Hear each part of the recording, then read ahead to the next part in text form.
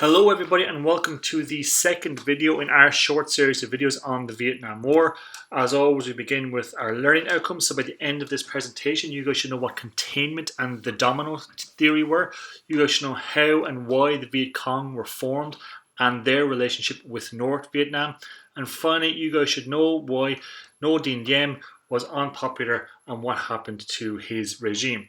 So last time in the last video we saw how the French defeat at Dien Bien Phu led to the signing of the Geneva Accords, where France agreed to leave Vietnam and Vietnam was divided along the 17th parallel. Today we will be looking at how the United States interference in Vietnam led to catastrophe for the country.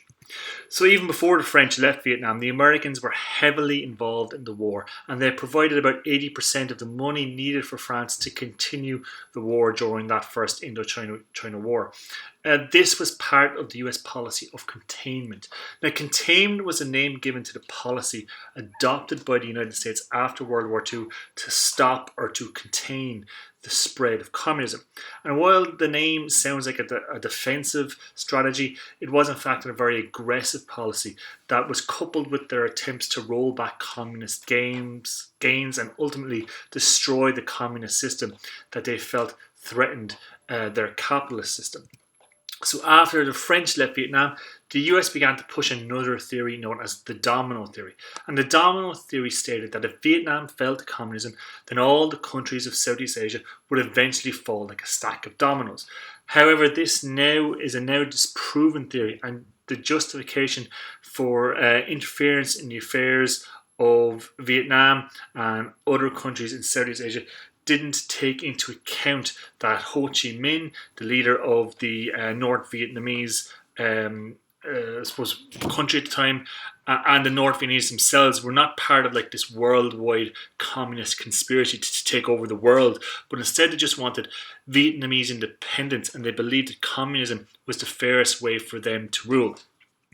So once the French left, the puppet emperor of Bo Dai didn't last long as leader of South Vietnam. Remember, with the Geneva Accords, they had split Vietnam along the 17th parallel, with the communists in Ho Chi Minh in the north and a supposedly democratic government under Bo Dai in the south. He was replaced by the man pictured here, Ngo Dinh Diem, as president in 1955, and South Vietnam declared itself the Republic of Vietnam.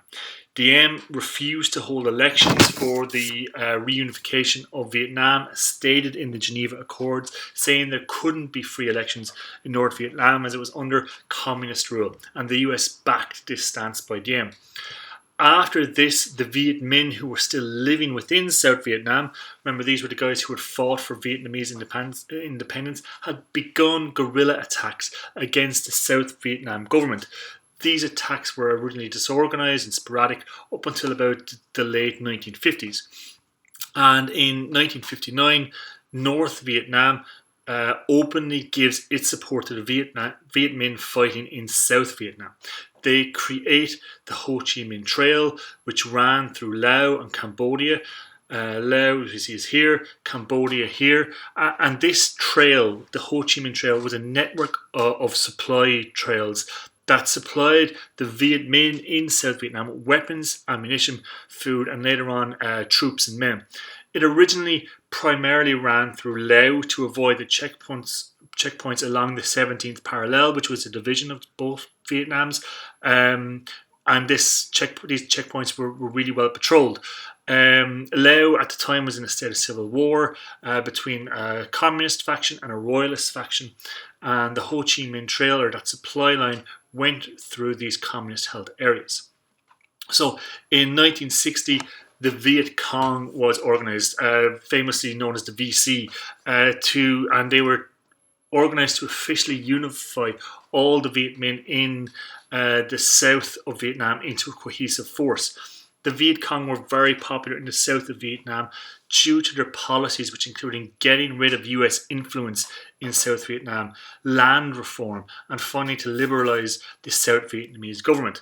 Now, rule under Ngo Dinh Diem in South Vietnam was very unpopular. Diem discriminated against the Buddhist population of South Vietnam, which was a large majority in favour of his own religion, Catholicism. He also reversed land reforms and brought back the hated landlord system. In 1961, he introduced a new massively unpopular policy called the Strategic Hamlet Program. The South Vietnam Army really had trouble fighting the Viet Cong or the VC as they blended in with the peasants of the South. They would attack and they would fade back into the local rural communities, and it would be hard to find them. Very similar to what would have happened in Ireland with the hit and run guerrilla tactics and the flying columns. To try to separate them from the regular peasants, the government forced all the peasants in their villages, known as hamlets, to evacuate their homes with nothing but the clothes on their back, and they would go to a government-built camp. Once they emptied the hamlet or the village, the little rural village, they would destroy all the structures in this hamlet, including wells, and they declared them free fire zones. Free fire zones basically say that anything or anyone moving in these zones was now classified as an enemy combatant and would be fired upon without questions. When we look at greater US involvement, this is going to become a particularly grotesque area. So this policy of the Strategic Hamlet Program was backed by the new US President John F. Kennedy. Kennedy was elected president in 1960 and was determined not to lose Vietnam to the communists. He increased the number of US military advisors in South Vietnam from the 1,000 that had been there when he took office up to 16,000 by the time of his death. These military advisors were there to train the South Vietnamese army in combat, in strategy, and in munitions.